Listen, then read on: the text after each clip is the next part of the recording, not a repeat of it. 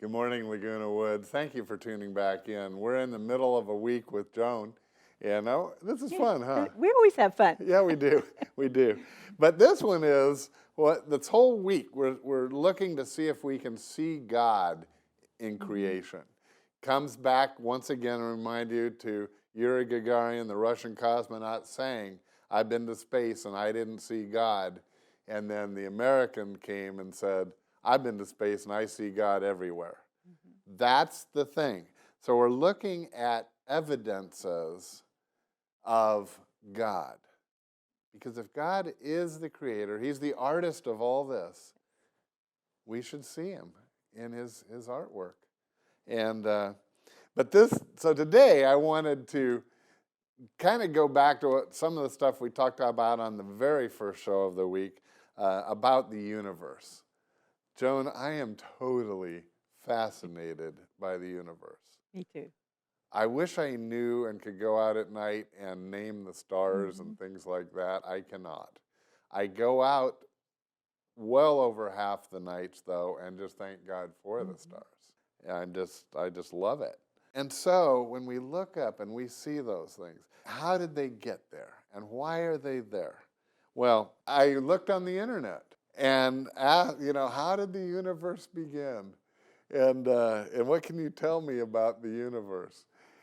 Here, this cracks me up. I got to read this one paragraph. Well, actually, the verse for the day, I want to go back to Genesis 1:1. In the beginning, God created the heavens and the earth. Okay, so that's our general verse, okay? That's our faith thing. And I think we see God in creation. But here, listen, we were talking about how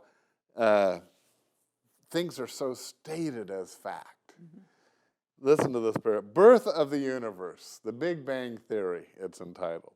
Before the universe existed, there was no space, time, or matter. And then, 13.7 billion years ago, an incredibly hot single point smaller than a subatomic particle containing all the matter of the universe began expanding at a high rate, creating space and time in a trillionth of a second. I can hardly read this without laughing. After this point, the universe continued to expand, but at a much slower rate. I mean, that is so stated as fact that no one was there, no one, not to mention, let's just say that somehow that had some credibility to it. And maybe it does in the sense that there was a point in time that God created it. And so, there are many Christians that don't have a problem with the Big Bang Theory because they just say if there's a Big Bang, there's a Big Banger. You've heard that. But the thing it overlooks and in the rest of this does not address for one sentence, where did that subatomic particle come from? It just doesn't address it at all. And so I just encourage everyone, when you read stuff, just because it's in the internet or in an article or a scientific journal, it does not make it true. It's somebody's opinion. Exactly. And this, to me, is so far-fetched that a subatomic particle that somehow expands into what the universe is. Because you have any idea how big the universe is? Oh, tremendous. But this, going back to what we talked about the other day, is the matter in the universe is only 4%. Isn't that what you said before? Yeah.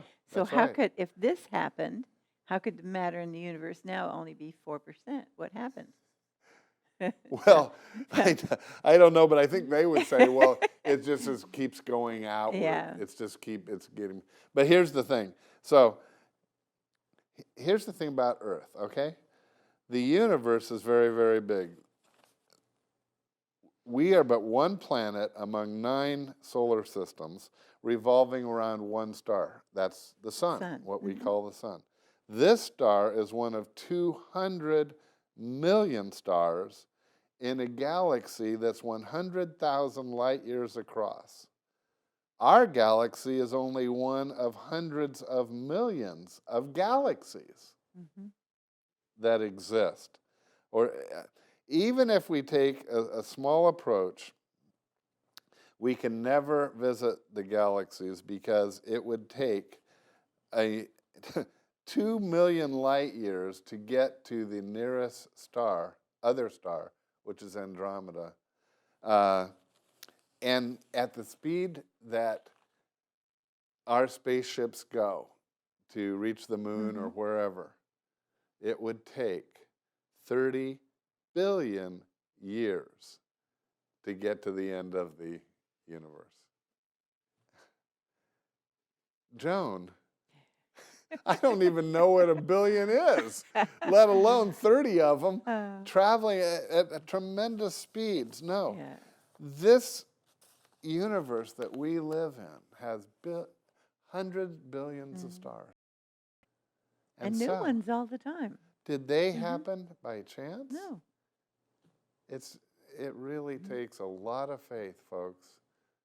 If you want to have faith that it all happened by chance, then you have more faith than I do. When the Bible just clearly states there is a God, an original source that creates the rest, that is so much easier for me to believe.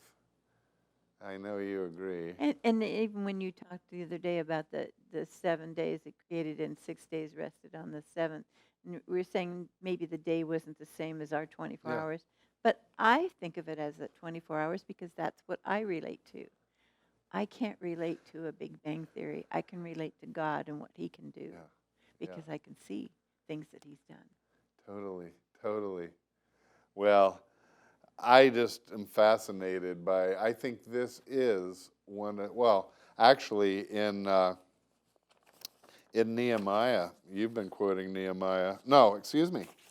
In Psalm chapter 1, 19 verse 1, I'm getting my act together slowly, says, the heavens declare the glory of the Lord. So David, writing the psalm, says the heavens declare the glory of the Lord. Friends, I just encourage you, go outside tonight. If it's not cloudy, look up in the sky. He made it for you to enjoy. He did. And in fact, the interesting, in 1 Kings chapter 8, verse 27, we're told, the heavens cannot contain God. In other words, God is bigger than the universe. So you have these billions and billions and billions of stars created by God who is above and beyond all the universe. I can believe that. I do too. And then, just an ending, He loved it. That's one of my amazing prayers. God, so when you do all that, how can you be concerned or bother to love me? But He does. That's a very good point. It makes me love God all the more that He would send His Son, Jesus, to leave heaven, come here to this one little planet to die for us. Show us how to live. And then die prove for it. us. Prove it. And prove that there's life after death. Yeah. By raising Himself. I just love it all, Joan. I do too. I'm happy to share it with our friends in Laguna Woods. Hey, if you want to come out to worship this God of creation, come on out this Sunday. I personally invite you. Joan and I will be there. We'll greet you. 9 or 11 in the morning at Clubhouse 5. You will enjoy worship. And I'd love to meet you.